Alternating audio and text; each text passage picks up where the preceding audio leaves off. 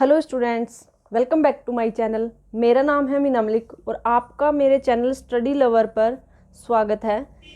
मैं आशा करती हूँ कि आपने मेरे चैनल को सब्सक्राइब कर लिया होगा और बेल आइकन पर भी क्लिक कर दिया होगा, जिससे आपको हर नई वीडियोज़ की नोटिफिकेशन मिलती रहेगी।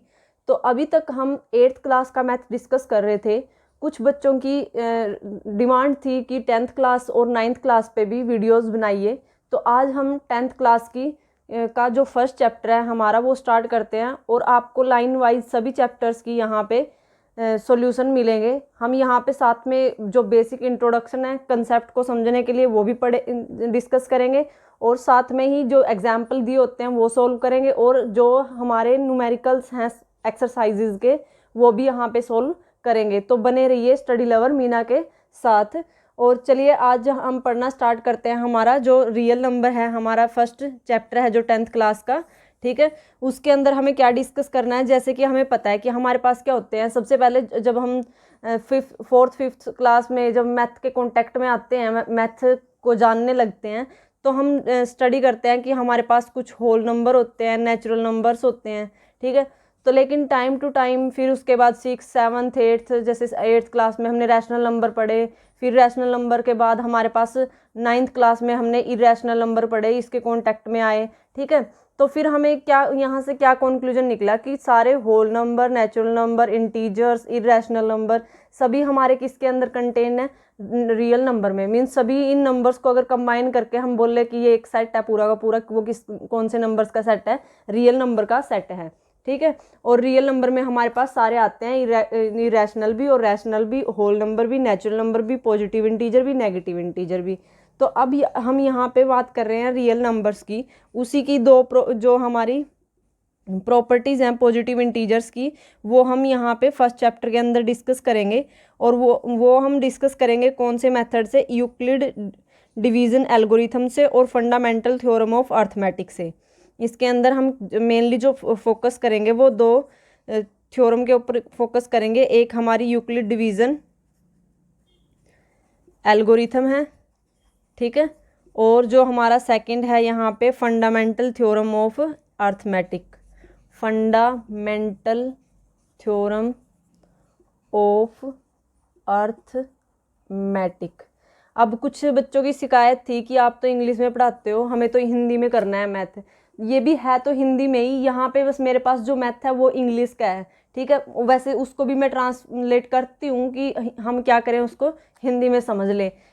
ये है कि मैं पूरे मतलब सारे जो वर्ड्स हैं उनकी ट्रांसलेशन नहीं करती, लेकिन जो चीज़ जो कंसेप्ट समझा रही होती हूँ उसको हिंदी में ही समझाती हूँ, ठीक है। तो आप अगर फोकस करके कंसंट्रेट करके उसको सुनोगे ध्यान से, ठीक है, तो आपको अच्छे से समझ में आएगा, वो ऐसी बात नहीं है, ठीक है। तो अब हम पहले डिस्कस करते हैं यहाँ पे यूक्लिड डिवीज़न एल्गोरिथम के बारे में। तो क्या होता है यूक्लिड डिवीज़न एल्गोरिथम? जब हम क्या करते हैं, कोई एक हमारे पास मान लो एक नंबर है ए, ठीक है, वो कोई भी पॉजिटिव इंटीजर है हमारे पास ए, और उसको हम डिवाइड करते हैं बी से, ठीक है। जब हम उसको डिवाइड कर रहे होते हैं, डिवाइड करने के बाद यहाँ पे हमें कुछ रिमाइंडर मिलता है और यहाँ पे हमें कुछ क्वोशेंट मिलता है। तो जो रिमाइंडर होता है हमारा वो हमेशा किससे छोटा होता है, बी से। अगर वो इससे बड़ा होगा रिमाइंडर तो एक बार और डिवाइड नहीं हो जाएगा, ये एक एक्स्ट्रा पे चले जाएगा, ठीक है। तो ऐसे ही जैसे अगर हम यहाँ पे एग्जांपल ले 7 का, 7 को 2 से डिवाइड करें तो 2 3 जा 6, यहाँ पे हमारे पास 1 बच गया। अब जो ये हमारा 1 है ये हमारे डिवाइडर से क्या है, छोटा है। अगर ये बड़ा होता मीन्स यहाँ पे 2 बचता, तो इसका मतलब यहाँ पे 2 होता तो यहाँ 8 नहीं होता, ठीक है। तो यहाँ पे अगर 8 होता और यहाँ पे अगर 8 होता तो फिर इसका मतलब हम इसको 4 पे भेज देते, ये 4 पे डिवाइड हो जाता, ठीक है ना। तो इसलिए हमें यहाँ से क्या कंक्लूजन निकाला हमने कि जो हमारा रिमाइंडर होता है जिसको हम हिंदी में शेषफल बोलते हैं, वो हमेशा हमारे जो ये जिसके साथ हम भाग कर रहे होते हैं, ठीक है, डिवाइड दे रहे होते हैं, उससे हमेशा छोटा होता है, ठीक है। और यहाँ पे हम डिवाइड किससे दे रहे हैं, बी से डिवाइड दे रहे हैं, और रिमाइंडर क्या आ रहा है, आर। तो मीन्स आर हमारा क्या होगा, बी से छोटा होगा, ठीक है। मीन्स स्मॉल साइज, आर हमारा क्या होगा, छोटा होगा बी से। मीन्स आर हमारा स्मॉल है बी से, बी के कंपैरिजन में, ठीक है। तो ये तो है हमारा किसके अकॉर्डिंग, यूक्लिड डिवीज़न के अकॉर्डिंग। इसके अंदर हम क्या करते हैं, कोई हमारा ए नंबर है उसको हम बी से डिवाइड कर रहे होते हैं, वो यहाँ पे कुछ हमारा ये मल्टीपल आता है सी और प्लस में हम आर लिख देते हैं। ये हमारे रिमाइंडर को रिप्रेजेंट कर रहा है, ये हमारे जो हम हमारा क्वोशेंट आता है उसको रिप्रेजेंट कर रहा है, बी हम जिसको डिवाइड कर रहे होते हैं जिससे उसको रिप्रेजेंट करते हैं, और ए हमारा जो डिवाइज़र होता है वो। फिर इसके अंदर क्या करते हैं हम, जैसे यहाँ पे रिमाइंडर हमारा छोटा बचेगा, इससे स्मॉल होगा बी से, फिर नेक्स्ट में हम यहाँ पे बी रख देते हैं और इसको आर से डिवाइड करते हैं। फिर यहाँ पे जैसे पहले यहाँ पे C1 आया था, फिर हम मान लो यहाँ पे C2 आ गया और ये R1 कंसीडर कर लिया हमने, और फिर यहाँ पे हमारे पास R2 आएगा, फिर वो R2 हमारा इस R1 से छोटा होएगा। फिर हम यहाँ पे क्या करेंगे, R1 को डिवाइड करेंगे R2 से, और यहाँ पे कोई थर्ड हमारे पास फैक्टर आएगा। जब तक हमारा रिमाइंडर 0 नहीं आता तब तक हम करते रहेंगे। तो इससे हम इसकी जो ये हमारी यूक्लिड थ्योरम है, डिवीज़न एल्गोरिथम है, इसको हम यूटिलाइज़ करते हैं HCF निकालने के लिए। ये इसकी एप्लीकेशन है हमारी मैथमेटिक्स में, कि अगर कोई पूछे यूक्लिड्स डिवीज़न एल्गोरिथम की हमारी एप्लीकेशन क्या है, कि उसकी हेल्प से हम क्या कर सकते हैं, HCF निकाल सकते हैं। और इसको हम क्या करते हैं, लॉन्ग डिवीज़न प्रोसेस भी बोलते हैं, लॉन्ग डिवीज़न प्रोसेस, क्योंकि इसके अंदर काफ़ी कई सारे स्टेप हो जाते हैं ना। ठीक है, अगर आपको याद हो, आपने 5th 6th में कभी किया हो, ऐसे भी करते हैं हम। जैसे यहाँ पे हमने 15 ले लिया, इसको 3 पे डिवाइड कर दिया, 3 5 15 0। अगर यहाँ पे कुछ बच जाता तो फिर हम इसको दोबारा डिवाइड करते, यहाँ पे रिमाइंडर आता, मान लो यहाँ पे 1 आता, फिर 1 3 3, तो पता लग जाता है यहाँ से हमारा HCF कैसे आता है। ठीक है, और HCF क्या होता है, हमारा हाईएस्ट कॉमन फैक्टर। जो हमारे 2 या 2 से ज़्यादा हमारे पास नंबर गिवन है, उनमें से सबसे बड़ा कॉमन फैक्टर क्या है, उन तीनों की 3 टर्म्स में, 2 टर्म्स हैं या 3 टर्म्स हैं। जैसे हमारे पास दे दिया 24 26 28। ठीक है, और हमें बोला गया है कि इनका HCF निकालो। तो इनका HCF कैसे निकलेगा, एक तो हम इसको फैक्टर कर सकते हैं, प्राइम फैक्टर, जिसको हम अभाज्य गुणनखंड बोलते हैं। ठीक है, तो वो क्या बनेंगे इसके, जैसे यहाँ से 2 बनेगा, फिर 2 बनेगा, फिर 3 बनेगा, 2 3 जा 6, 6 2 जा 12, 12 2 जा 24। ठीक है, ऐसे ही यहाँ से अगर हम करें तो यहाँ पे क्या आएगा हमारा 2 × 13 आएगा, और यहाँ पे क्या आएगा हमारा 2 × 14। 14 को फिर हम ओपन कर सकते हैं 7 × 2 में। तो अब यहाँ पे देखो, अगर हम इन तीनों का HCF ले रहे हैं तो यहाँ पे कॉमन फैक्टर सभी में जो सेम है, यहाँ पे भी 2 है, एक यहाँ पे भी है और यहाँ पे भी है, तो इनका हाईएस्ट कॉमन फैक्टर तीनों का क्या आएगा, 2 आएगा। लेकिन अगर हम बात करें यहाँ पे 24 और 28 की, 24 और 28 का अगर हाईएस्ट कॉमन फैक्टर देखें तो उसके अंदर तो 2 2 है ना यहाँ पे भी, और यहाँ पे 3 है, तो हम कोई भी 2 इनमें से ले सकते हैं। तो मीन्स 2 × 2 यहाँ पे भी कॉमन है, 2 × 2 यहाँ पे भी कॉमन है, तो इनका जो यहाँ पे हमारा HCF आएगा वो कितना आएगा, 4 आएगा। ठीक है, तो ये इसकी जो हमारी यूक्लिड्स डिवीज़न एल्गोरिथम है उसकी हेल्प से हम क्या कर सकते हैं, HCF कैलकुलेट कर सकते हैं, और इसको हम लॉन्ग डिवीज़न मेथड भी बोलते हैं, प्रोसेस भी बोलते हैं। ठीक है, और ये हमारी डिविजिबल प्रॉपर्टीज़ हम इसमें यूटिलाइज़ करते हैं मैथमेटिक्स में। ठीक है, और जब इंटीजर्स की हमें क्या करनी हो, डिविजिबिलिटी चेक करनी हो कि कौन सा कितना कहाँ तक डिवाइड होगा, तब उस वक्त हम इसको यूटिलाइज़ करते हैं। अब उसके बाद हमारे पास यहाँ पे है फंडामेंटल थ्योरम ऑफ अर्थमेटिक। ये भी हमारी क्या है, ये जैसे हम क्या कर रहे थे, इसको डिवाइड करके चेक कर रहे थे हम, ये डिवाइज, इसमें नाम ही आ रहा है डिवीज़न। ठीक है, तो ये डिविजिबिलिटी प्रॉपर्टी है, और ये है जो हमारी जो सेकंड हम बात कर रहे हैं फंडामेंटल थ्योरम ऑफ अर्थमेटिक, ये हमारी प्राइम फैक्टर थ्योरम है। मीन्स इसमें प्राइम फैक्टर की हेल्प से करते हैं। ये वाला जो सिस्टम है ये हमारा फंडामेंटल थ्योरम ऑफ अर्थमेटिक का है, और ये वाला जो सिस्टम है हमारा डिवीज़न का ऐसे करके, ठीक है, ये हमारा यूक्लिड डिवीज़न है।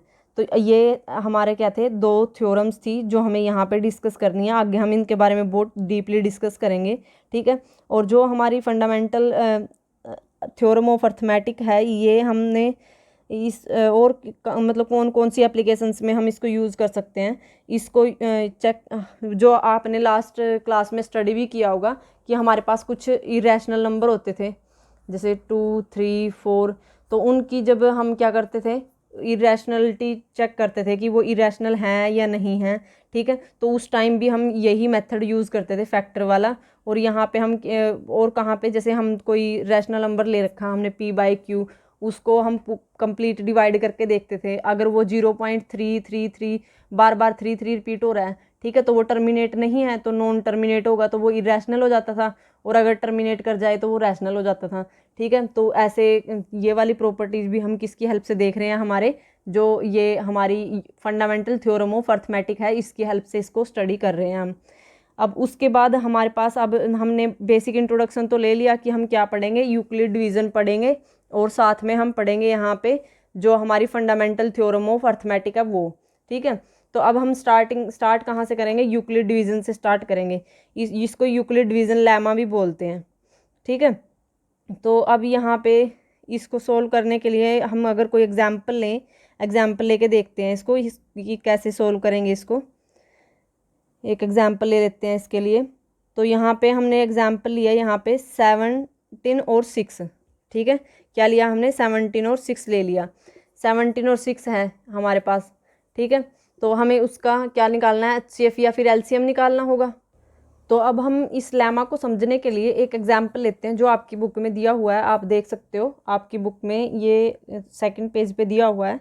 इसके अंदर क्या है, एक ट्रेडर है हमारे पास, वो ट्रेडर क्या कर रहा था, अपने एग बेच रहा था, सेल कर रहा था रोड पे, ठीक है। लेकिन जो एक इडलर था, ठीक है, उसको कोई काम तो था नहीं, वो उसने सोचा कि मैं इस ट्रेडर के साथ क्या करता हूँ, वर्ड के उसमें जाल में इसको फंसाता हूँ। तो उसने क्या किया, उनकी दोनों की वहाँ पे उनका झगड़ा हो गया। झगड़ा के दौरान वो बास्केट की जिस बास्केट में एग्स थे वो खींच दिए उन्होंने, पुल कर दिए, और वो उस फ्लोर पे सारे बिखर गए। उसकी वजह से क्या हुआ, वहाँ पे जो कुछ एग थे उसके ब्रोक हो गए। और फिर उसने पंचायत बुलाई, और पंचायत में गया वो, तो वहाँ पे उसने, जो ट्रेडर था, उसने उस इडलर के खिलाफ शिकायत की। और तो फिर पंचायत ने उससे पूछा कि कितने एग्स थे आपके, कितने टूट गए, जो कितना नुकसान हुआ आपका। तो जो ट्रेडर थे उन्होंने आंसर दिया, रिस्पॉन्स दिया कि अगर हम पेयर्स की फॉर्म में काउंट करें, मीन्स 2-2 काउंट करें उनको, तो वहाँ पे हमारे पास 1 रिमेन बचता है। और अगर हम 3-3 काउंट करें तो हमारे पास वहाँ पे 2 रिमेन बचते हैं। अगर हम 4-4 काउंट करें तो 3 रिमेन बचते हैं। और अगर हम 5-5 काउंट करें तो 4, और अगर 6 काउंट करें तो 5, और अगर 7 काउंट करें तो हमारे पास रिमाइंडर कितना आ रहा है, 0 आ रहा है, ठीक है। Nothing will remain. तो अब यहाँ पे इन्होंने क्या बोला, फिर बाद में ट्रेडर्स बोलता है कि जो मेरी बास्केट थी उसके अंदर 150 एग से ज़्यादा एग नहीं थे, ठीक है। मे भी उसके जो एग हैं वो इसके इक्वल भी हो सकते हैं और इससे कम भी हो सकते हैं, उस 150 से ज़्यादा तो थे नहीं, उन्होंने लिमिट लगा दी यहाँ पे। अब अगर हम इसको हमारे जो यूक्लिड डिवीज़न लेमा है इसकी हेल्प से अगर सोल्व करने की कोशिश करें तो हम क्या देखते हैं कि यहाँ पे जो मैक्सिमम हमारे जो एग हो सकते हैं वो 150 हो सकते हैं, या फिर उससे कम ही होंगे। और हमारे पास अगर हम इसमें यूक्लिड लेमा लगाएं, यही वाला जो हमने फॉर्मूला निकाला था, A=BQ+R, और R हमारा B से क्या होगा, हमेशा छोटा ही होगा, ठीक है। तो अगर हम ये वाला फॉर्मूला इसके ऊपर अप्लाई करें तो ये इसके अकॉर्डिंग क्या बनेगा हमारे पास, ये देखो। अब अगर हम स्टार्टिंग से ही करते हैं यहाँ से शुरू, तो यहाँ पे क्या है, अगर हम 7 की मल्टीप्लाई करवाएं, मीन्स 7 के पेयर में लेके चलें, ठीक है।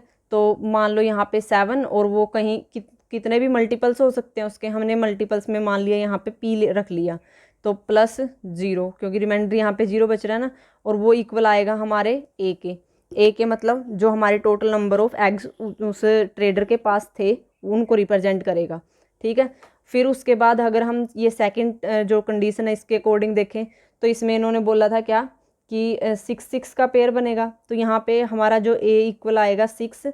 अब हमारे पास यहाँ पे मल्टीपल चेंज हो जाएगा ना, देखो यहाँ पे अगर 7 की मल्टीप्लाई हम 2 से करवाते हैं तो 14 आएगा, और 6 की मल्टीप्लाई 2 से करवाते हैं तो 14 आएगा, 12 आएगा, ठीक है। तो मीन्स दोनों के मल्टीपल में फ़र्क है ना यहाँ पे, तो इनको अगर इक्वेट करना है तो यहाँ पे मल्टीपल कुछ और आएगा, यहाँ पे मल्टीपल कुछ और आएगा हमारा, मतलब जो गुणा करेंगे ना हम, वो अलग ही नंबर से मल्टीप्लाई होगा यहाँ पे, और यहाँ पे अलग नंबर से मल्टीप्लाई होगा। और प्लस में इन्होंने बोला कि यहाँ पे हमारा रिमाइंडर बचेगा वो 5 बचेगा। फिर उसके बाद हम थर्ड की बात करते हैं, तो A=5। तो यहाँ पे भी जैसे रिमाइंडर अलग था, क्योंकि अब यहाँ पे तो क्या हुआ, 6×2=12 था, और 7×2=14 था, और 5×10 होता है। तो अलग अलग हमारी रिजल्ट आते हैं। तो यहाँ पे PQ जो हमारा R है हार नहीं मानते, हम W मान लेते हैं। इनकी जो वैल्यू होगी ये भी हमारी अलग अलग ही आएगी और यहाँ पे रिमाइंडर बच रहा है हमारे पास 4। फिर उसके बाद हम बात करते हैं हमारी जो फोर्थ टर्म है वो है 4, W की जगह यहाँ पे X ले लेते हैं क्योंकि अलग है दोनों, ये आ गया हमारा, ठीक है। फिर उसके बाद यहाँ पे अगर हम A इज़ इक्वल टू यहाँ पे क्या रखें 3, Y रख दें, प्लस में हमारे पास आएगा 2। और अगर हम फर्स्ट कंडीशन की बात करें तो उसके according A is equal to 2Z plus 1, ठीक है। तो ऐसे कुछ हमारे पास फॉर्म बनेगी जो यूक्लिड डिवीज़न के अकॉर्डिंग। तो फिर अगर ऐसे हमारे पास बनते हैं तो हमें फाइंड आउट करना है कि इनमें से कितने उसके टोटल एग थे। अब वो एग कौन से हो सकते हैं जो इन तीनों सिचुएशन, जो जितने भी हमारे पास कंडीशन बनी है इन सभी कंडीशंस को क्या करें, सेटिस्फाई करें। अगर देखा जाए यहाँ पे मल्टीपल या फिर डिवाइज़र बोल सकते हो, वो तो हमारे 7 6 5 4 3 2 1 है, रिमाइंडर ये है। अब हमें इसका पता नहीं, ये कोई एक चीज़ फिक्स होगी और ये हमारे फिर क्या करेंगे, वेरी करेंगे। अब हम अगर यहाँ पे कंसीडर कर लेते हैं, यहाँ पे हम क्या करेंगे, ट्रायल एंड एरर मेथड लगाएंगे। मीन्स अपनी तरफ से एक वैल्यू पुट करके देखेंगे कौन सी वैल्यू है इसमें जो कम्प्लीटली सेटिस्फाई कर सकती है। अगर हम यहाँ पे एस्टिमेट लगाएं कि यहाँ पे P की वैल्यू क्या हो सकती है, अगर हम 7 की मल्टीप्लाई करवा के देखें इससे तो हमारी टेबल में कितना आता है, यहाँ पे 119 आता है। जब हमारे पास क्या बचता है, यहाँ पे रिमाइंडर 0 बचता है। आते तो और भी हैं, ठीक है, लेकिन क्या है बाकी कंडीशन सेटिस्फाई नहीं होंगी ना, फिर बाकी कंडीशंस भी तो सेटिस्फाई होनी चाहिए। कि देखो जैसे यहाँ पे हमने 119 रख लिया और इसको हम 7 से डिवाइड करवाते हैं, 119 A आ गया हमारा, ठीक है, ये वाला। और इसको 7 से अगर हम डिवाइड करवाएंगे तो 7 1 जा 7 4 9 7 7 जा 49, तो ये कंप्लीट डिवाइड हो गया। यहाँ पे P की वैल्यू हमारी 17 आई है और रिमाइंडर हमारा 0 आया है। फिर अगर हम यही चीज़ वेरीफाई करें हमारे किसके साथ, 6 वाले के साथ, तो यहाँ पे क्या आएगा, ये तो वैल्यू 119 कंसीडर करी हमने और डिवाइड करेंगे अब हम 6 से, तो यहाँ पे क्या आएगा, 6 1 जा 6 और यहाँ पे 5 बच गया 9, तो यहाँ पे 6 कितने पे जाएगा, ये 6 7 जा कितने 7 8 जा पे जाएगा, ये 7 8 जा 56, ठीक है, 7 8 56 होते हैं ना, ठीक है। तो यहाँ पे क्या आएगा, सॉरी 7 8 56 नहीं, हमें तो 6 की टेबल पढ़नी है यहाँ पे। तो यहाँ पे हमारे कितने पे जाएगा, 6 की टेबल के अकॉर्डिंग 6 9 जा पे जाएगा, ठीक है, 6 9 जा 54, यानी में 54, ठीक है। तो 6 9 जा 54 आएगा यहाँ पे।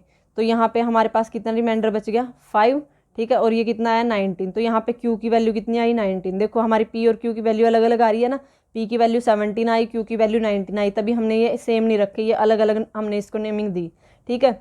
फिर उसके बाद यहाँ पे रिमाइंडर हमारा 5 बच गया। अब अगर हम इसी टर्म को 119 को दोबारा अब किससे करें, 5 से डिवाइड करवाएं, 5 2 जा 10 1 5 3 जा 15, तो यहाँ पे 4 बचेगा, तो यहाँ पे रिमाइंडर हमारा 4 है ही है, ठीक है। अगर हम आगे 4 से करवाएंगे तो हमारा 3 बचेगा और अगर ये करवाएंगे तो 2 1।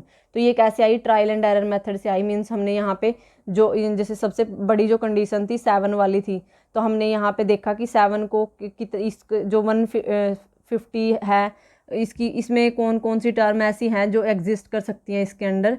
तो 7 के मल्टीपल्स लेके देखे हमने यहाँ पे। तो 7 के मल्टीपल्स में एक मल्टीपल हमारा 119 था और जो पूरा का पूरा इसको डिवाइड भी कर रहा था, 7 से वो पूरा का पूरा डिवाइड हो रहा था, रिमाइंडर 0 बच रही थी। तो फिर हमने वो सारे बाकियों से भी कंडीशन सेटिस्फाई करवा के देखी, तो हमारी यहाँ कंडीशन क्या हो गई, सेटिस्फाई होगी। तो इसका मतलब हमारा जो ये लेमा है ये हमने सोल्व कर लिया कि हमारे यहाँ पे जो टोटल एग्स थे उस ट्रेडर के वो कितने थे, 119 थे, ठीक है। अगर हम और बाकी जो हमारे पास वैल्यूज़ आ रही है यहाँ पे, जैसे तो यहाँ पे जैसे हमारी अगर और हम वैल्यू देखें यहाँ पे हमारे पास क्या क्या पॉसिबल थे, जो हम 7 से अगर इसका डिवीज़न देखें तो यहाँ पे हमारा 147 पे भी 7 तो डिवाइड हो जाता है, ठीक है, 140 पे भी हो जाता है, 126 पे भी हो जाता है, 133 पे भी हो जाता है। लेकिन फिर बाकी ये वाले तो इस कंडीशंस को सेटिस्फाई नहीं कर रहे थे ना, फर्स्ट पॉइंट तो कर रहा था लेकिन बाकी पॉइंट्स भी तो हमारे पास, बाकी कंडीशंस भी तो हैं, ठीक है। तो फिर हमने क्या देखा, इन सभी पे ट्रायल एंड एरर मेथड लगा के देखा, तो हमने देखा यहाँ पे 119 ही था हमारा जो कम्प्लीटली हमारी इन 5 6 जो कंडीशन है इनको सेटिस्फाई कर रहा था। तो ऐसे करके हमने यहाँ से वैल्यू कैलकुलेट की। अब हमारे पास क्या दे रखा है, आपकी बुक में दे रखा है 3rd पेज पे, कि यहाँ पे हमारे पास क्या है, कुछ यूक्लिड डिवीजन लेमा हमें अप्लाई करना है। कुछ पेयर ऑफ इंटीजर दे रखे हैं जैसे 17, 6, 5, 12, 24। तो अब हम इसको इसमें अप्लाई करके देखते हैं कि क्या हमारे ये जो यूक्लिड डिवीजन लेमा है यहाँ पे सेटिस्फाई हो रहा है या नहीं हो रहा। ठीक है, तो देखते हैं। चलो, जैसे फर्स्ट हमें यहाँ पे दिया हुआ है 17 और 6 का पेयर का इंटीजर, पेयर इंटीजर। तो अब यहाँ पे अगर हम इसमें लगाएं वो a is equal to B Q plus R, और r हमारा क्या है, less than equal to, greater than equal to 0, less than equal to b। ठीक है, वो b के इक्वल भी हो सकता है और b से क्या हो सकता है, छोटा तो हो ही सकता है। ठीक है, तो अब अगर हम ये अप्लाई करें तो यहाँ पे क्या आना चाहिए, जो ये 17 b को a को रिप्रेजेंट कर रहा है और जो ये 6 है हमारा b को रिप्रेजेंट कर रहा है, q प्लस r। तो इसका मतलब हमारा यहाँ पे क्या है, जो हमारी ये 6 है इसको हम अगर हम डिवाइड करते हैं इसके साथ, 17 को 6 के साथ, 6 2 जा 12, यहाँ पे क्या बचेगा, 5 बचेगा। तो यहाँ पे क्या आया, 6 × 2 + 5 रख सकते हैं हम ऐसे। तो यहाँ पे हमारा जो 5 है वो क्या है, हमारा लेस देन है किससे, 6 से। 5 छोटा है हमारा 6 से। ये हमारी फर्स्ट कंडीशन तो बिल्कुल ओके है, यहाँ पे सेटिस्फाई कर रही है। अगर हम सेकंड कंडीशन है हमारे पास, सेकंड जो कंडीशन दे रखी है 5 × 12 दे रखी है, अगर हम इसमें इसको अप्लाई करते हैं तो यहाँ पे क्या आएगा हमारे पास, 5 हमारा यहाँ पे a तो 5 है और b हमारा 12 है। और तो मीन्स यहाँ तो गड़बड़ी होगी, यहाँ तो b की वैल्यू बड़ी दे दी ना, b तो बड़ा हो ही नहीं सकता, छोटी चीज़ ही डिवाइड कर सकती है, तो ये तो एग्जिस्ट ही नहीं करती, पॉसिबल ही नहीं है ये तो। ठीक है, जो हमारी थर्ड कंडीशन दे रखी है वो है 20 × 4। तो यहाँ पे 20 × 4 में 20 हमारा a है और ये हमारा b है। तो अगर हम इसको डिवाइड करते हैं यहाँ पे 24, तो 4 5 = 20। ठीक है, तो ये इसको डिवाइड कर रहा है, तो इसको हम कैसे लिख सकते हैं, यहाँ पे लिखेंगे हम पहले क्या लिखते हैं, जो a नंबर है जिसको डिवाइड कर रहे हैं, फिर जो डिवाइड कर रहा है उसको 4 इंटू में जो क्वोशेंट आता है वो, प्लस में जो रिमाइंडर है, रिमाइंडर यहाँ पे हमारा 0 है। तो ये कम्प्लीटली इसको डिवाइड कर रहा है और यहाँ पे हमारा कोई भी रिमाइंडर नहीं बचा। ठीक है, तो यहाँ पे अगर जब हमने ये दोनों कंडीशन देखी, थर्ड सेकंड तो पॉसिबल नहीं थी, लेकिन जो हमने फर्स्ट और थर्ड कंडीशन यहाँ पे देखी है उस कंडीशन के अकॉर्डिंग हमारे पास ये जो इक्वेशन बनती है हमारी a is equal to B Q plus R वाली, ये सेटिस्फाई हो रही है यहाँ पे। ठीक है, अगर हम इसको वो लेते हैं सेकंड वाली कंडीशन है, इसको भी अगर हम सोल्व करने की कोशिश करें 5 अंदर डाल के 12 से डिवाइड, तो यहाँ पे क्या आएगा, 12 पे जाएगा ही नहीं, ना जाएगा नहीं जाएगा, तो यहाँ पे हम 0 रख देंगे और यहाँ पे हमारा रिमाइंडर क्या आएगा, 5 ही आ जाएगा। तो यहाँ पे हम इसको ऐसे रिप्रेजेंट कर सकते हैं, 5 इज इक्वल टू 12 × 0 + 5। तो यहाँ पे हमारा जो रिमाइंडर है वो किसके इक्वल आ गया, जो b है हमारा वो रिमाइंडर से क्या है, छोटा है। ठीक है, r है जो हमारा वो b से छोटा है। ठीक है, तो यहाँ पे भी ये सेटिस्फाई तो इसको कर ही रहा है यहाँ पे भी। ठीक है, तो ये था हमारा कुछ हमने जो एग्जाम्पल दे रखे थे आपके बुक में वो सोल्व कर लिए। अब यहाँ पे और भी एग्जाम्पल दे रखे हैं, ये आपके थर्ड पेज पे ही हैं लास्ट में, जहाँ पे आपको दे रखा है यहाँ, ये आपको खुद ट्राई करके करने के लिए दे रखे हैं। जैसे 10 और 3 का पेयर है, सेकंड हमारे पास यहाँ पे 4 और 19 का पेयर है, और जो थर्ड है हमारे पास यहाँ पे वो 81 और 3 का पेयर है। तो अब यहाँ पे ये a है, ये b है, ये a ये b, ये a ये b। अब यहाँ पे इसको अगर हम डिवाइड करते हैं तो यहाँ पे क्या आएगा, 10 इज इक्वल टू 3 3 जा 9 होता है, प्लस में 1 10 बन जाएगा। ठीक है, तो यहाँ पे हमारे पास रिमाइंडर कितना आया, 1, जो क्या है हमारा 3 से छोटा है। ठीक है, ये सेटिस्फाई कर रहा है यहाँ पे। ठीक है, ओके बिल्कुल।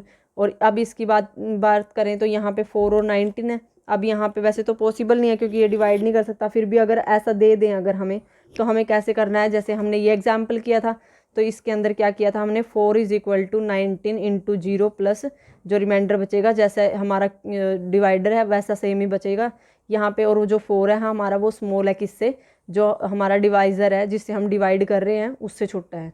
ठीक है, तो ये भी इसको सेटिस्फाई कर रहा है। फिर उसके बाद जो थर्ड टर्म है हमारे पास 81, तो यहाँ पे कितना आएगा, 3।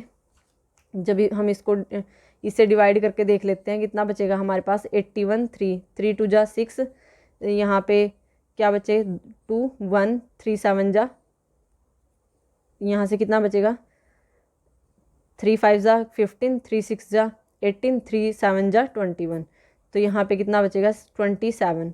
ठीक है, और प्लस में 0, तो ये भी इसको सेटिस्फाई कर रहा है। जो हमारी यहाँ पे आर की वैल्यू है वो बी की वैल्यू से स्मॉल है। तो ये भी इसको क्या कर गया, सेटिस्फाई कर गया। अब हम क्या करेंगे, अब हमने ये तो पढ़ लिया, यहाँ पे क्वोशंट और रिमाइंडर का जो चक्कर था वो हमने अच्छे से स्टडी कर लिया। ये हमारा था यूक्लिड डिवीज़न लेमा। अब ये हमारी थ्योरम है, ठीक है। अगर हम इसको ये नंबर्स ना लेके और थ्योरम की फॉर्म में मीन्स ए और बी, आर और क्यू की फॉर्म में अगर हम इसको रिप्रेजेंट करें तो वहाँ कैसे रिप्रेजेंट करेंगे इसको, तो अब वो देख लेते हैं हम। ये मीन्स इसकी स्टेटमेंट क्या देंगे हम, अगर पूछे यूक्लिड डिवीज़न 2 नंबर में आ सकती है, right the Euclid division lemma statement. तो क्या है, given in positive integer A and B there exist unique integer Q and R satisfy A is equal to B Q plus R. R हमारा क्या है, बी से small है। तो क्या जो इसकी स्टेटमेंट है यूक्लिड डिवीज़न लेमा की, तो वो क्या कह रही है कि हमारे पास कोई भी 2 पॉजिटिव इंटीजर एग्जिस्ट करते हैं। वो 2 पॉजिटिव इंटीजर है, मान लिया ए और बी है, उन ए और बी को के बीच में कोई भी 2 यहाँ पे क्या करेंगे, यूनिक इंटीजर एग्जिस्ट करेंगे क्यू और आर, जो सेटिस्फाई करेंगे हमारी A is equal to B Q plus R equation को। और आर हमारा वहाँ क्या होगा, लेस देन बी और less than equal to greater than equal to 0, means 0 भी हो सकता है और 0 से बड़ा भी हो सकता है, लेकिन बी से छोटा होगा या फिर बी के इक्वल होगा, ठीक है। तो ये था हमारा यूक्लिड डिवीज़न लेमा। अब ये यूक्लिड डिवीज़न लेमा था जो ये दिया किसने था, ये हमारे एक मैथमेटिशियन थे जिनका नाम था मोहम्मद इबन मूसा अल ख्वारिज़मी, ठीक है। उन्होंने दिया था इसको और इन्होंने प्रूफ भी किया था इसको, ठीक है। A lemma is proven statement used for proving another statement. तो ये लेमा हम प्रूफ भी कर सकते हैं अगर कोई स्टेटमेंट दे के उसकी हेल्प से। अब हमारे पास यहाँ पे HCF के लिए, ये तो हमने वैसे एक एग्जांपल लिया था डेली लाइफ में, अगर कैलकुलेट करना हो तो हम कैसे कैलकुलेट करेंगे, ठीक है। लेकिन अगर अब हमें यहाँ पे 2 इंटीजर दे दे, कोई भी 2 पॉजिटिव इंटीजर, और उनका पूछ ले कि HCF निकालो यहाँ पे, तो अब वो हम कैसे निकालेंगे, अब हम उसका एक एग्जाम्पल देख लेते हैं। तो देखिए चलिए, तो यहाँ पे हमें 2 पॉजिटिव इंटीजर दे रखे हैं हमारे पास, जैसे एक 455 है और सेकंड 42 है। ये हमारा A है और ये हमारा B है। अब हमें इसको सोल्व करना है, तो इसको सोल्व करने के लिए अब हम क्या करेंगे, यहाँ पे मल्टीपल्स देखने पड़ेंगे हमें पहले। तो जो हमारा लार्ज इंटीजर है वो 455 है, उसको हमने यहाँ पे रख लिया और इक्वल टू में यहाँ पे 42। अब 42 को किस चीज़ से यहाँ पे मल्टीप्लाई करवाएं कि यहाँ पे कुछ रिमाइंडर भी बचेगा फिर हमारे पास, ठीक है। तो अब हम यहाँ पे इससे मल्टीप्लाई करवा के देखेंगे यहाँ पे इसके साथ कौन सी टर्म सही एडजस्ट फिट बैठती है। अगर हम देखेंगे तो ये हमारा कितना था, 455 था। अब यहाँ पे अगर हम सीधे इसको डायरेक्ट 10 से भी मल्टीप्लाई करवाएं ना, तब भी हमारा 420 बनेगा, मीन्स इससे बड़ा नहीं बनेगा। तो हम क्या करते हैं, यहाँ 10 से मल्टीप्लाई करवाएंगे, फिर हम इसमें से इसको माइनस करते हैं तो यहाँ पे 35 बनेगा। तो यहाँ रिमाइंडर हमारा कितना आएगा, 35 आएगा। तो मीन्स हम इसको ऐसे लिख सकते हैं 455 इंटू 42 इंटू 10 प्लस और यहाँ पे 35, और जो हमारा रिमाइंडर है वो हमारा स्मॉल है किससे, बी से, जिसको से हम डिवाइड कर रहे हैं। फिर उसके बाद हम क्या करेंगे, जब हमारा रिमाइंडर ऐसे बचेगा तो हम क्या करेंगे, जो हमारी बी की वैल्यू होती है उसको फिर रिमाइंडर से डिवाइड करते हैं यूक्लिड डिवीज़न थ्योरम के अकॉर्डिंग। तो अब हम यहाँ पे हाईएस्ट कॉमन फैक्टर निकालने के लिए इसको क्या करेंगे, जो ये 42 है इसको हम क्या करेंगे 35 से डिवाइड करेंगे। जब इसको डिवाइड करेंगे, अब 35 तो ये ऑलरेडी है, अगर 35 2 जाके देखें तो हमारा 70 बनता है, 70 तो हमारा बड़ा चला जाएगा। तो हम यहाँ पे क्या करेंगे 1 से मल्टीप्लाई करवाएंगे, तो इसमें 35 बन जा 35 आएगा। 35 में क्या ऐड करेंगे, 42 हो जाए, 7 प्लस में करते हैं, तो 7 हमने यहाँ पे प्लस में कर दिया। फिर अब उसके बाद ये हमारा रिमाइंडर है और ये हमारा बी है, तो अब हम इसको फिर डिवाइड करवाएंगे। तो ये हमारा 7 इंटू 1 यहाँ पे कितना आएगा, 7 5 ज़ा 35 प्लस 0, यहाँ पे रिमाइंडर हमारा क्या बचेगा, 0 बचेगा। तो इसलिए हमारा यहाँ से क्या प्रूफ हो गया, जो हमारा यहाँ पे इसका HCF आया, हाईएस्ट कॉमन फैक्टर आया, वो क्या आया 7, क्योंकि 7 ही था जिसने इसको और इसको दोनों को हमारे क्या किया, डिवाइड कर दिया, ठीक है। तो हमारा यहाँ पे क्या है, HCF जो आया वो 7 आया। हम इजीली यहाँ से वेरीफाई कर सकते हैं और इसको स्टेट करना भी बहुत इजी है और अंडरस्टैंड करना भी बहुत आसान है, ठीक है। ये था हमारा जो एक एग्जाम्पल हमने डिस्कस कर लिया। अब हम इसको ऑब्टेन करने के लिए अगर हमें कुछ जो स्टेप हम यहाँ पे फॉलो कर रहे हैं वो स्टेप्स देख लेते हैं। अब हमारे पास क्या क्या दे रखे हैं इन्होंने, जो स्टेप 1 दे रखा है HCF फाइंड आउट करने के लिए किन्हीं भी 2 पॉजिटिव इंटीजर का, अगर हम वो पॉजिटिव इंटीजर कंसीडर करके चलते हैं C और D, तो वहाँ पे क्या होगा, अगर सी और डी हम कोई भी दो पॉजिटिव इंटीजर ले रहे हैं तो वहाँ पे क्यू और आर भी एग्जिस्ट करेंगे, कोई भी इंटीजर, ठीक है, और सेटिस्फाई भी करेंगे इनकी इस इक्वेशन को, C plus C is equal to D Q plus R को, और आर हमारा less than equal to B और ग्रेटर देन इक्वल टू 0 है। तो अब उसमें क्या, इसका मतलब क्या है कि आर से तो क्या है, आर हमारा बी से छोटा है या फिर उसके बराबर हो सकता है, या और 0 से हमारा बड़ा है या फिर उसके बराबर भी हो सकता है, ठीक है। फर्स्ट तो कंडीशन यही है कि यहाँ पे जब भी हम कोई भी दो इंटीजर का एचसीएफ की बात करते हैं तो पहले तो वो इस डिवीज़न लेमा को सेटिस्फाई करेगा, ठीक है। सेकंड जो हमारे पास यहाँ पे है, जो आर है, जब हमारा आर क्या होगा, 0 हो जाए, रिमाइंडर हमारा 0 हो जाए, तो जो उस टाइम पे हमारा डिवाइज़र होता है, जब हमारा 0 हो जाए, जो हमारा ये डिवाइज़र उस टाइम पे डिवाइज़र होता है, ये डिवाइड कर रहे हैं ना इसको, ठीक है, वही जो डिवाइज़र होता है वही हमारा क्या होता है, यहाँ पे एचसीएफ होता है, ठीक है। तो ये कंक्लूजन हमने किस प्रोसेस से निकाला, इस प्रोसेस की हेल्प से निकाला, ठीक है। तो ये हमारे पास 3 स्टेप थे हमारे एचसीएफ निकालने के लिए, जो हम यहाँ पे इजीली कैलकुलेट कर सकते हैं। और यहाँ पे क्या है, जो हमारा यहाँ पे एचसीएफ होगा, जैसे अब हमारे पास, जैसे यहाँ पे अगर हम बात करें कौन कौन है हमारे पास, यहाँ पे 4 5 5 और 4 2 है, मीन्स अगर ये सी है तो ये डी है, तो सी और डी का जो हमारा यहाँ एचसीएफ आया है, डी और आर का भी एचसीएफ यहाँ पे सेम होगा, ठीक है। रिमाइंडर कितना आया हमारे यहाँ पे, रिमाइंडर कितना आया था यहाँ पे हमारा 35 आया था, ठीक है। जब हमने इसको इससे डिवाइड किया तो सी और डी का एचसीएफ भी हमारा 7 था, और मीन्स हमारा 455 का 42 के साथ एचसीएफ लिया तो वो भी 7 आया, और अगर हम 42 का 35 के साथ एचसीएफ लेंगे तो वो भी 7 ही आएगा, क्योंकि 7 6 जा 42 होता है, ठीक है, और यहाँ से 7 5 जा, तो कॉमन सबसे बड़ा हाईएस्ट कॉमन फैक्टर क्या है, 7 7 ही है, ठीक है। तो यहाँ पे हमारा इनका भी क्या आएगा, 7 ही आएगा। तो ये था हमारा जो हमने एक एग्जाम्पल डिस्कस किया, ठीक है।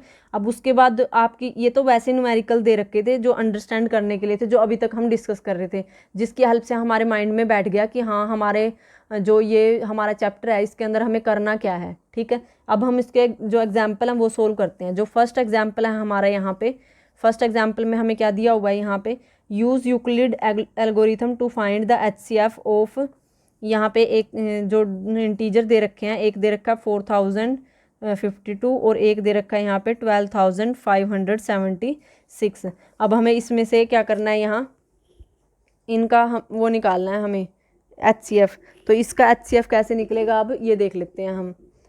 तो इसका एचसीएफ के लिए हमें क्या करना पड़ेगा, पहले ये चेक करेंगे इनमें से बड़ी टर्म कौन सी है, तो बड़ी टर्म कौन सी है, ये है। तो हमने यहाँ पे लिख दिया, फर्स्ट पॉइंट हमारा क्या होगा, स्टेप्स में करेंगे हम इसको कि ये हमारी बड़ी टर्म है और ये हमारी छोटी टर्म है, तो इसको हम कंसीडर कर लेते हैं ए और इसको कंसीडर कर लेते हैं बी।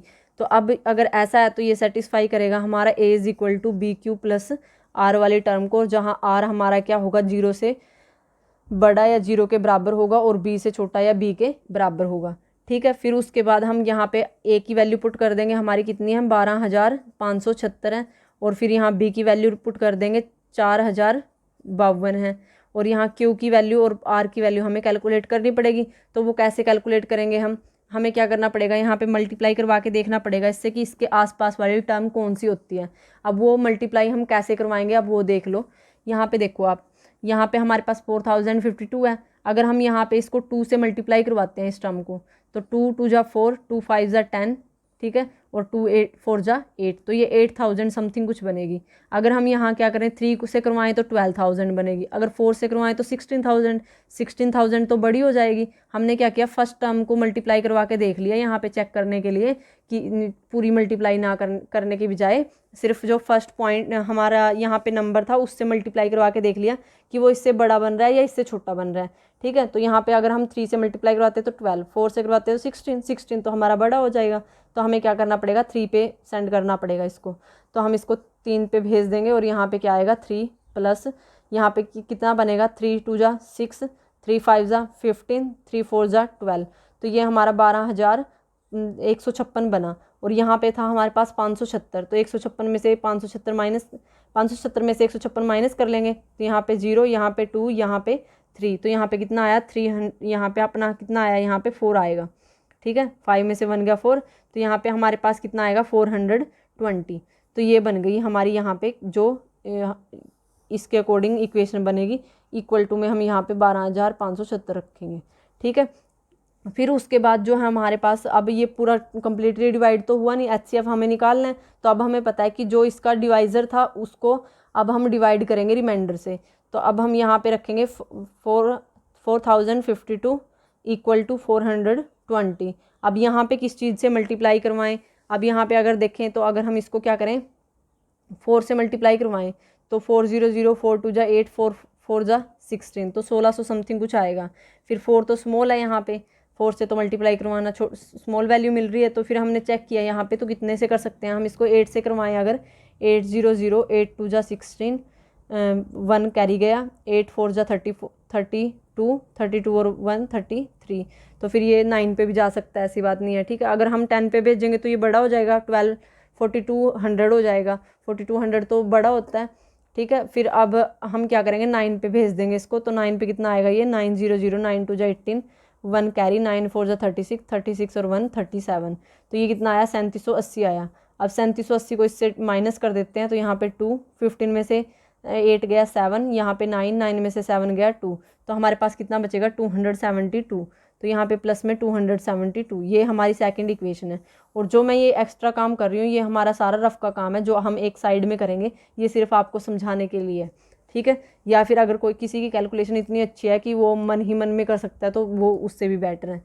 अब उसके बाद हमारे पास यहाँ पे क्या है, अब यहाँ पे हमारा जो रिमाइंडर आया 272 और जो डिवाइज़र था वो था 420। तो अब हम इन दोनों को डिवाइड करेंगे, 420 आगे 272। अब ये कितने पे जाएगा, इससे अगर हम 2 जा पे इसको लेके जाएं तो 2 2 जा 4, 2 7 जा 14, 1 कैरी, 2 2 जा 4 और 1 5। तो ये तो बड़ा हो गया। अब हम क्या करेंगे, इसको 1 पे लेके जाएंगे। तो 272, अब इसको इसमें से माइनस कर लेंगे। तो 10 में से 2 गया 8, यहाँ 1 रह गया, 1 11, 11 में से 7 गए 4, यहाँ पे 3, 3 में से 2 गया 1। तो यहाँ पे हमारा कितना बच गया, 148। अब हमारे पास थर्ड जो हमारी इक्वेशन आई है वो ये वाली आई है। फिर उसके बाद हम क्या करेंगे, यहाँ पे अब जो हमारा 272 था डिवाइज़र था उसको अब हम डिवाइड करेंगे 148 से। तो यहाँ पे हमारे पास कितना आएगा जब इसको इससे मल्टीप्लाई करवाएंगे, अगर हम यहाँ पे 2 पे इसको 2 से मल्टीप्लाई करवाते हैं तो यहाँ पे आएगा 2 8 जा 16, 1 कैरी, 2 4 जा 8, 8 1 9, 2 1 जा 2। तो ये तो बड़ा है तो 1 पे ही जाएगा ये भी, ठीक है। तो ये 1 पे जाएगा तो इसमें से 148 माइनस कर लेंगे। तो इसमें से इसको माइनस करने के बाद हमारे पास क्या बचेगा, 124 बचेगा, क्योंकि यहाँ से 12 में से 8 गया 4 और यहाँ पे कितना बच गया 6, 6 में से 4 गया 2, 2 में से 1 गया 1, तो यहाँ पे बचा 124। अब जो हमारी फोर्थ इक्वेशन आ गई वो ये वाली आ गई। अब यहाँ से अगर हम फिफ्थ इक्वेशन निकालें तो वो क्या किसके अकॉर्डिंग निकलेगी, यहाँ पे ये तो रिमाइंडर बचा है ना हमारा, ठीक है, प्लस आएगा यहाँ पे साइन इसके बीच में, तो ये हमारा रिमाइंडर बचा था। अब हम क्या करेंगे, जो हमारा 148 है उसको हम डिवाइड करेंगे 124 से। 124 से इसको डिवाइड करेंगे तो ये भी 1 पे ही जाएगा, ठीक है, क्योंकि अगर इसको 2 से मल्टीप्लाई करवाते हैं तो 248 बनेगा। 248 तो बड़ा हो जाएगा, तो यहाँ 1 पे मल्टीप्लाई करवाएंगे और 1 से इसमें 124 से माइनस करेंगे तो 24 बचेगा हमारे पास रिमाइंडर, ठीक है। तो ये 1 पे ही गया था और 24 रिमाइंडर बच गया। ये हमारी फिफ्थ इक्वेशन आ गई। फिर अगर हम यहाँ पे सिक्स्थ इक्वेशन की बात करते हैं तो फिर हमारी वो कैसे होएगी, 124 को हम डिवाइड करवाएंगे 24 से, और जब हम इसको 24 से डिवाइड करवाएंगे तो यहाँ पे अब हम चेक करेंगे कि ये कितने पे जाएगा। 24 है यहाँ पे, अगर हम इसको 6 पे सेंड करें तो 6 से मल्टीप्लाई करवाएं अगर 24 को तो कितना आएगा हमारे पास, यहाँ पे 6 4 जा 24, 4 2 कैरी, 6 2 जा 12, 12 और 2 14। तो ये तो बड़ा हो गया। अब हमारा 6 पे ना जाने के बजाय यहाँ वो कौन से पे जाएगा, फिफ्थ पे, ठीक है। तो हम 5 से इसको मल्टीप्लाई करवा के देखते हैं। 5 4 जा 20, 2 5 2 जा 10, 10 2 120, तो कितना बच गया हमारा 4 बचेगा यहाँ पे, ठीक है। ये हमारी सिक्स्थ इक्वेशन आ गई। फिर उसके बाद हम यहाँ पे क्या करेंगे, इसके बाद क्या करना है हमें यहाँ पे, तो अब हमारा रिमाइंडर कितना आया था 4 और ये जो डिवाइज़र था वो 24, तो अब हम इनको डिवाइड करवा देंगे। 24 इक्वल टू 4, तो यहाँ पे 4 6 जा 24 होता है और रिमाइंडर हमारा यहाँ पे बचेगा 0। अब जहाँ रिमाइंडर 0 बचे तो वही डिवाइज़र हमारा क्या है, HCF है, तो यहाँ पे HCF हमारा क्या आएगा, इसका 4 आएगा, ठीक है। तो HCF है जो हमारा किस टर्म का, 4052 का और 12,576 का हमारे पास HCF आया, वो कितना आया, 4 आया। ठीक है, अब ये 4 जो हमारा HCF है ये किस किस का होगा, जैसे कि हमने डिस्कस किया था, अगर हमारे पास क्या है C और D है, तो C और D का जैसे हमारे पास क्या आ रहा था, जो HCF था वो 7 आ रहा था, यहाँ पे हमने डिस्कस किया था। ठीक है, 7 आ रहा था ना, ये वाली जो टर्म थी यहाँ पे हमने देखा था कि इसकी जो रिमाइंडर आया 7 आया। फिर हमने कंक्लूजन निकाला कि जो इसके रिमाइंडर्स होंगे उनका जो इसके साथ डी के साथ अगर हम HCF लेंगे तो उनका HCF भी कितना आएगा, 7 ही आएगा। तो ऐसे ही हमारे पास अगर हम इनको कंपेयर करें इसके साथ, तो हमारे पास इनके भी जो यहाँ पे HCF आएंगे वो कितने आएंगे, हमारे 4 ही आएंगे। जैसे फर्स्ट टर्म देखो इनका तो हमने कैलकुलेट कर ही लिया कि 12,576 का 4,052 के साथ जो हमारा HCF है वो कितना आया, यहाँ पे 4 आया। अब अगर हम इसको 452 को कंपेयर करें 420 के साथ, तो इसका भी हमारे पास 4 ही आएगा HCF। ठीक है, और अगर हम यहाँ पे ये तो हमने फर्स्ट टर्म सेकंड टर्म के लिए के साथ कंपेयर किया है, और अगर हम आगे ये थर्ड जो हमारी इक्वेशन थी उसके अंदर कंपेयर करें 420 का और 272 के साथ, ये भी हमारा कितना आएगा, 4 ही आएगा। 272 का 148 के साथ कंपेयर करेंगे तो ये भी हमारा 4 ही आएगा। फिर हमारा जो अगर हम 148 का 124 के साथ कंपेयर करेंगे तो यहाँ भी 4 आएगा हमारा HCF, और 124 का 24 के साथ करेंगे तो ये भी हमारा 4 ही आएगा। फिर 24 का 1 के साथ करेंगे तो यहाँ पे भी हमारा 4 ही HCF आएगा। तो मीन्स ओवरऑल कंक्लूजन क्या हुआ, यहाँ पे हमने सिर्फ दो के का HCF निकालना था, लेकिन हमने जो बाकी थे उनका भी नोट कर लिया साथ साथ में कि जब हम क्या करते हैं, जो रिमाइंडर हमारे यहाँ पे बचते हैं तो उनका भी आपस में क्या होता है, जो HCF आएगा वही HCF आता है, सेम जो हमारा लास्ट में फर्स्ट वाली टर्म का जिसका हम कैलकुलेट करने के लिए ये पूरा प्रोसेस कर रहे हैं। ठीक है, उसके इक्वल ही आता है। तो अब क्या हमने क्या किया, ये हमने कर लिया यूक्लिड डिवीज़न एल्गोरिथम। ठीक है, ये नहीं है कि सिर्फ हम HCF इसके लिए कैलकुलेट कर सकते हैं, इसकी हेल्प से हम और भी बहुत सारे जो एल्गोरिथम है वो सोल्व कर सकते हैं। ठीक है, और ये कंप्यूटर में भी यूटिलाइज़ किया जाता है प्रोग्रामिंग के लिए। तो यूक्लिड जो हमारा डिवीज़न लेमा है या फिर एल्गोरिथम है, ये बहुत ज़्यादा इम्पोर्टेंट हमारी थ्योरम है और बहुत ज़्यादा यूटिलाइज़ किए जाने वाली है। ठीक है, और यहाँ पे जो B है वो कभी भी हमारा 0 नहीं होगा, ये तो हमें पता ही है। जब भी हम कोई रैशनल नंबर लिखते हैं P/Q, अगर हम कोई चीज़ लिखते हैं, ठीक है, तो Q को तो ये लिखते हैं कि ये कभी 0 नहीं होना चाहिए। अगर 0 हो जाएगा तो हमारी टर्म ही इनफाइनाइट हो जाएगी, डोंट डिफाइन, जिसको हम डिफाइन ही नहीं कर पा सकते। ठीक है, तो इसलिए हमारा बस यहाँ पे क्या है, जो हमारी B है वो 0 नहीं होनी चाहिए। तो ये था हमारा फर्स्ट एग्जाम्पल जो हमने आज डिस्कस किया। अब उसके बाद है हमारे पास यहाँ पे 3 एग्जाम्पल और हैं। ठीक है, वो हम नेक्स्ट वीडियो में डिस्कस करेंगे क्योंकि फिर हमारी वीडियो लेंथी हो जाती है। तो आई होप कि आपको जो बेसिक है हमारा यूक्लिड डिवीज़न लेमा और जो हमारी यूक्लिड डिवीज़न एल्गोरिथम है वो समझ में आ चुकी होगी कि हम कैसे क्या करते हैं। और ये हमारी कुछ नहीं है, जो जैसे हम 5th-6th क्लास में HCF निकालते थे, जिसको हम महत्ता समापवर्तक भी बोलते थे हिंदी में, और जो लॉन्ग डिवीज़न मेथड होता था हम जिसको हम लंबी भाग बोलते थे, बड़ी भाग बोलते थे। ठीक है, वही चीज़ है ये, बस थोड़ी सी मॉडिफाइड वे में दे रखी है हमें।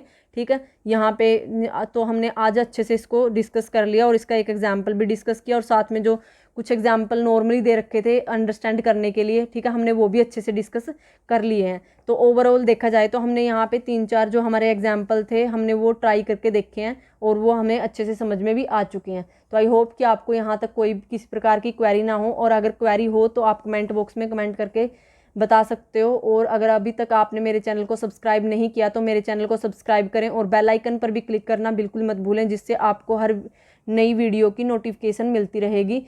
तो चलिए मिलते हैं नेक्स्ट वीडियो में, तब तक के लिए ऑल द बेस्ट और बने रहिए स्टडी लवर मीना के साथ।